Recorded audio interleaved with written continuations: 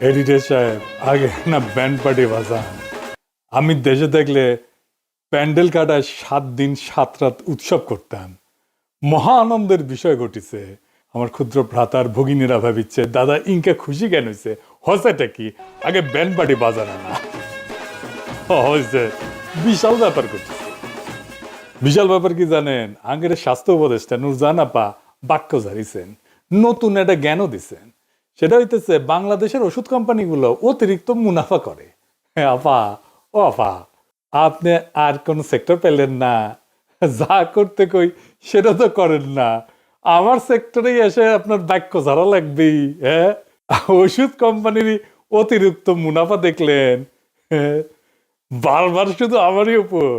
হ্যাঁ, এডিটর সাহেব, ওটা একটা দেখার। আর মানুষ পান নাই, বারবার শুধু আমার উপরেই, বারবার শুধু আমার উপরেই। কেন কেন কেন আমার উপরে কেন? আমি কইতে চাই না, বেয়াদবি হয়ে যায়। আবার আপনি অতিরিক্ত মুনাফা বললেন, কোনটা স্বাভাবিক মুনাফা? এর কোনো স্কেল আছে? স্কেল? হ্যাঁ, আপনার স্কেল অন্যরা মানতে হবে কেন? আপনার গ্রামীণ ব্যাংক যে 23.33% সুদ নেয়, প্রায় 23.5%, তাও গরিব মানুষের ঋণ দেন, ঋণের উপরে। সেটা নিয়ে কেউ কিছু কইছে? আমরা কিছু কইছি? হ্যাঁ, ব্যানে ব্যানে করছি না। তো এটা অতিরিক্ত না? আপনার আকাশ ছোঁয়া সুদের হার, এটা ঠিক আছে, এটা ন্যায্য। কিন্তু ফার্মাসিউটিক্যালসের মুনাফা ন্যায্য না। হ্যাঁ, মুনাফা খুব খারাপ জিনিস। হ্যাঁ, অতিরিক্ত খারাপ জিনিস, তাই না? কমিউনিস্টদের কাছ থেকে শিখেছেন। আচ্ছা, ধরে নিলাম ফার্মাসিউটিক্যাল কোম্পানিগুলো খুব খারাপ। ওরা যে দুধে দোয়া তুলসী পাতা, আমি সেটা দাবি করতেছি না। ওদেরও ধরবো, এই এই এপিসোডে আজকেই ধরবো। কিন্তু আপনারা মাথা চাইরা পশম ধরে টানাটানি করেন, এটা অতি বিরক্তিকর, অতি বিরক্তিকর। তো এই যে মুনাফা করে ওষুধ কোম্পানিগুলা, ওষুধ বেচাই তো করে, তাই না? ওষুধের দাম দেয়, তারপরে সেটা বেচা করে। তো এই ওষুধের দাম কে ঠিক করে দেয়? আপনার ওষুধ প্রশাসন অধিদপ্তর, আপনার আন্ডারে একটা রেগুলেটরি বডি। তো তাইলে তারাই অতিরিক্ত মুনাফা করার সুযোগ করে দিচ্ছে এই দাম ঠিক করে। এটা কার দায়? তা আপনি একটা এক্সিকিউটিভ অর্ডার করে দেন, কত প্রফিট করবে। পারবেন? আপনি কি জানেন, আদৌ জানেন বাংলাদেশের ফার্মা কোম্পানিগুলো কত প্রফিট করে? সবচেয়ে বড় কোম্পানি স্কয়ার গত বছর প্রফিট করেছে 2092 কোটি টাকা। এটা এক্সেপশনাল, এক্সট্রিমলি এক্সেপশনাল। কারণ স্কয়ার খুবই ভালো পারফর্ম করে, তাদের প্রফিটেবিলিটি অনেক অনেক দিন থেকে হাই। তারা ফার্মাসিউটিক্যাল মার্কেটে একটা বিরাট প্রায় 15%-এর মতো তাদের শেয়ার আছে। তারা নাম্বার ওয়ান। সেকেন্ড বিগেস্ট কোম্পানিকে বেক্সিমকো, তাদের প্রফিট কত? 586 কোটি টাকা, মানে 4/1 এক আর 2 নম্বরের মধ্যে তফাৎ দেখছেন? অধিকাংশ ফার্মা কোম্পানির প্রফিট এই 60-65 কোটি, এইরকম। রেনেটার একটা বড় কোম্পানি, তাদের প্রফিট 362 কোটি টাকা। এগুলো পাবলিক লিস্টেড কোম্পানি, মানে এদের প্রফিটের বড় অংশ পাবলিক পায়, মানে জনগণ পায়। বেক্সিম করে প্রফিটের 40% পেয়েছে পাবলিক, আমার আপনার মতো পাবলিক। রেনেটার মুনাফার 30% পাইছে পাবলিক। তো আপনি শেয়ার হোল্ডারদের বুঝাইবেন, বক্তৃতা দিয়েন একটা, এজিএম এ যায়, অ্যানুয়াল জেনারেল মিটিং এ যায়। তারা যদি কম ডিভিডেন্ড নিতে রাজি হয়, সিদ্ধান্ত নেয়, তাহলে তো ভালোই। আপনারা ওনারা ডেকেন, কোম্পানির মালিকগুলা ওনারা ডেকেন এজিএম এ, উনি বক্তৃতা দিয়ে প্রফিট করা, কম প্রফিট করতে কয়ে দিবে। মানে এটা কোম্পানিগুলোর কইলে তো হবে না, শেয়ার হোল্ডারদেরকেও কইতে হবে, তাই না? বুঝেন এটা? গ্রামীণ ফোন যে 3630 কোটি টাকা প্রফিট করেছে, কইছিলেন কিছু ওদেরকে? ওরা তো ন্যায্য টাকাও দেয় না ওদের কর্মীদের, আন্দোলন করিচ্ছে ওদের কর্মীরা। আপনার স্বাস্থ্য মন্ত্রণালয়ে ইউজফুল কাজ করতেছেন না তো, আপনারা আগাম করিচ্ছেন খালি বসে বসে। টিকা পাইতেছে না আমাদের বাচ্চারা, হাসপাতালে ওষুধ পয়সা ডেট এক্সপায়ার করে, আর রোগীরা চাইলে পায় না। এটা আপনার মন্ত্রণালয়ের কাজ। তারপরেও ধরলাম যে আপনি মানুষের জন্য, উপকারের জন্য করছেন, যে ওষুধের অতিরিক্ত মুনাফা করতেছে, মানুষের অসুবিধা হচ্ছে। তো আপনার তো একটা ফার্মাসিউটিক্যাল কোম্পানি আছে, ইডিসিএল, সরকারি ফার্মাসিউটিক্যাল কোম্পানি।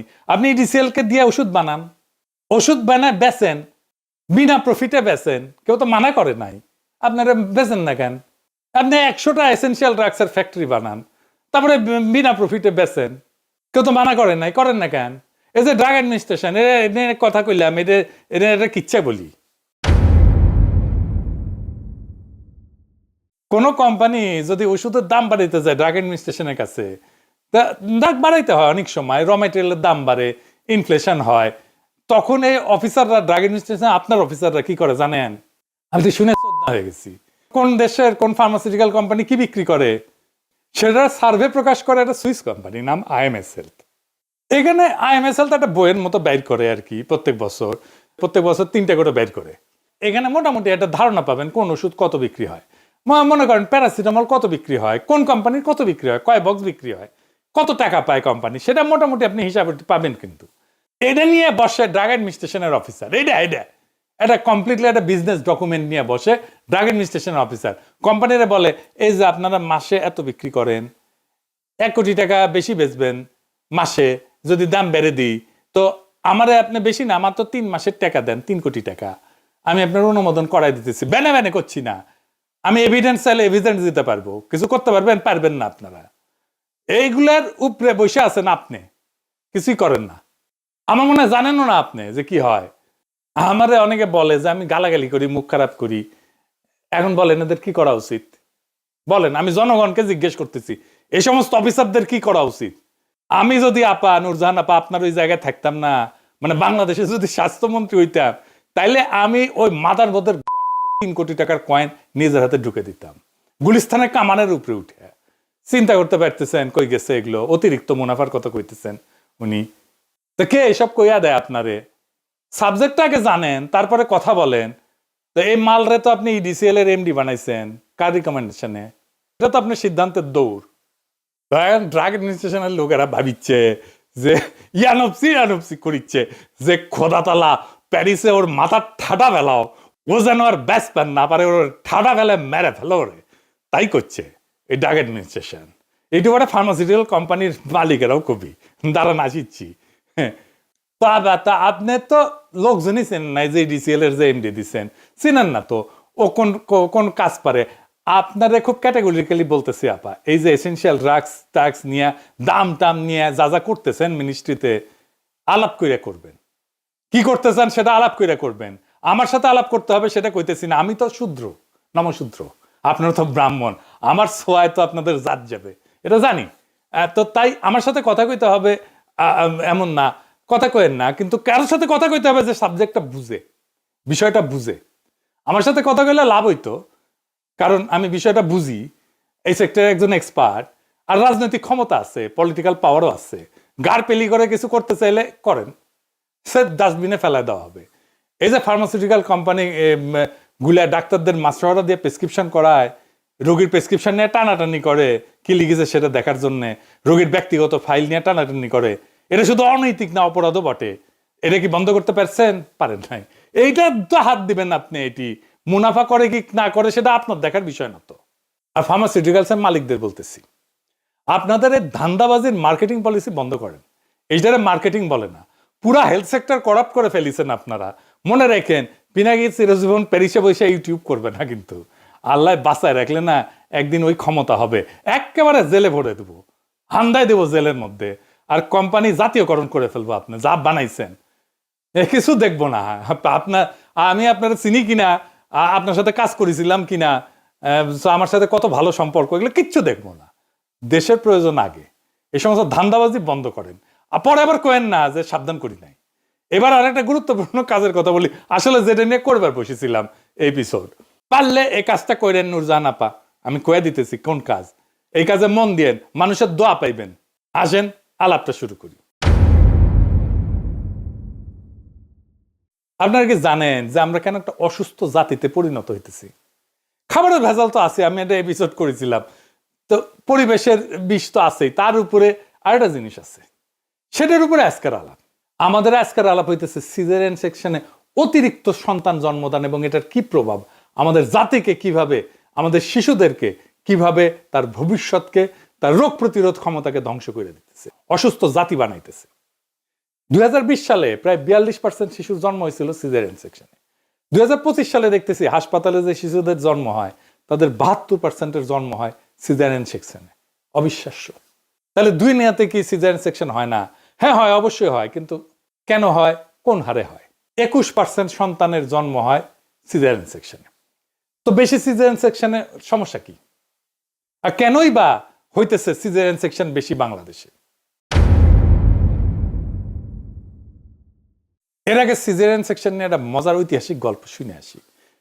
আপনারা চাণক্য বা কৌটিল্যের কথা শুনেছেন না? কৌটিল্য ছিল চন্দ্রগুপ্ত মৌর্যের প্রধানমন্ত্রী। তো চন্দ্রগুপ্ত মৌর্যরে কৌটিল্য সামান্য পরিমাণে খাবারের সাথে আর্সেনিক মিশিয়ে দিত। উদ্দেশ্য ছিল রাজাকে বিষাক্ত পদার্থের প্রতি সহনশীল করে তোলা, যেন শত্রুরা তাকে বিষ প্রয়োগে হত্যা করতে না পারে। এটা আধুনিক চিকিৎসা বিজ্ঞানে এর একটা নাম আছে। এটার নাম হইতেছে মিথ্রিডাটিজম, মানে যার মাধ্যমে অল্প মাত্রা বিষ গ্রহণ করে করে করে করে বিষের প্রতি প্রতিরোধ ক্ষমতা গড়ে তোলা হয়। কথিত আছে একবার চন্দ্রগুপ্ত মৌর্য তার রানী দুর্ধরাকে দুর্ঘটনাক্রমে আর্সেনিকযুক্ত খাবার পরিবেশন করা হয়েছিল। রানী তখন সন্তান সম্ভবা ছিলেন। বিষের প্রভাবে সন্তান তার বাঁচানোর জন্য রানীর পেট চিরে কৌটিল্য শিশুকে বের করে। এই ছেলেটার নাম ছিল বিন্দুসার। বিম্বিসার না, আবার ওই বনলতা সেনের বিম্বিসার না, বিন্দুসারের ছেলে হইতেছে সম্রাট অশোক। তো জীবনানন্দের বনলতা সেন যখন পড়ি না বিম্বিসার অশোকের ধূসর জগতে, এই বিম্বিসার অশোক বইলে একটু ধাঁধা লাগাই দেয় জীবনানন্দ। বিন্দুসার অশোক হইলে পিতা পুত্র হইতো, কিন্তু না, এটা টুইস্ট আছে। বিম্বিসার এখানে এসে মনে হয় আসলে কি ঠিক পড়িচ্ছি, ভুল পড়িচ্ছি না তো। সেই সময়টা ধূসর হয়ে যাওয়া নিজের মধ্যে মূর্ত হয়ে ওঠে বিম্বিসার শুইনা। আমার কাছে পাখির নীরের মতো চোখ তুলে নাটোরের বনলতা সেন এই লাইনের চাইতে বিম্বিসার অশোকের ধূসর জগতে লাইনটা অনেক বেশি কাব্যিক বলে মনে হয়। যাই হোক, কবিতার আলাপ বাদ, মূল আলাপে আসি। এই আলাপ শুরুর আগে আমাদের জানতে হবে কেন সিজার আমাদের শিশুদের দীর্ঘমেয়াদে ক্ষতি করে। আমাদের দেশে সন্তান জন্ম দেওয়ার কাজটা অবহেলিত, চূড়ান্তভাবে অবহেলিত। অথচ একটা জাতির ভবিষ্যৎ হচ্ছে তার শিশুরা। অথচ আমরা এই শিশুর জন্মদানকে এত অবহেলা করি। আমি ডেটা দেখাচ্ছি কিছু, আপনারা দেখলে বুঝবেন যে এত অবহেলা করি। কোনোদিন আমরা এটার প্রতি গুরুত্ব দিইনি। আমরা সন্তান জন্ম দেওয়ার আগে কার কাছে যাই বলেন তো?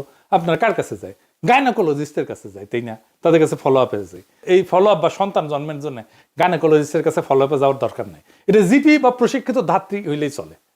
জটিলতা হইলে গাইনোকোলজিস্টের কাছে পাঠাবে, রেফার করবে। আমাদের প্রশিক্ষিত ধাত্রী কত জানেন? ৮,৬৪৬ জন। আর এর মধ্যে সরকারি ধাত্রী হয়েছে ২,৫৫৭ জন মাত্র। গাইনোকোলজিস্ট আছে ২,৫০০-এর মতো। এবং গাইনোকোলজিস্টরা এই ডেলিভারির দায়িত্ব নিয়ে নিজের সময় নষ্ট করে এবং নিজের যেটা স্পেশালিস্ট এক্সপার্টাইজ সেটাকেও নষ্ট করে ফেলে। কারণ টাকা পায় এখানে, সিজার করলে টাকা, কসকসা টাকা, রিস্ক কম, সিজার করার জন্য দেওয়ানা হয়ে যায়। আমাদের দেশে প্রত্যেক দিন ১০,০০০-এর মতো শিশু জন্মায়। আমাদের প্রসূতিদের জন্য হাসপাতালে বেড আছে ২,০০০-এর মতো। এতে প্রত্যেক দিন ২,০০০ বেডে আমি যদি সন্তান জন্ম দিতে চাই ৮০০-র বেশি সন্তান জন্ম দেওয়া সম্ভব না প্রত্যেক দিন। বাকিরা হয় বাসায়। তো আপনি যখন গাইনোকোলজিস্টের কাছে সন্তান জন্মের জন্য যাবেন, তো এটা অবধারিতভাবে সিজারিয়ান সেকশন হবে। কারণ এটা সন্তান জন্মদানের প্রক্রিয়া, এটা ৬ থেকে ১০ ঘন্টার কাজ। এত সময় তো গাইনোকোলজিস্ট বসে থাকবে না রোগীর পাশে, এই সময়টা বসে থাকতে হয়। সে তখন ধরতক্তা মার পেরেক করে ২০ মিনিটে খালাস করে দেয়া চলে যায়, টাকা নিয়ে চলে যায়, সবাই খুশি। যে মা হইল তারও খুশি, তীব্র প্রসব বেদনা তার ভুক্ত হইল না।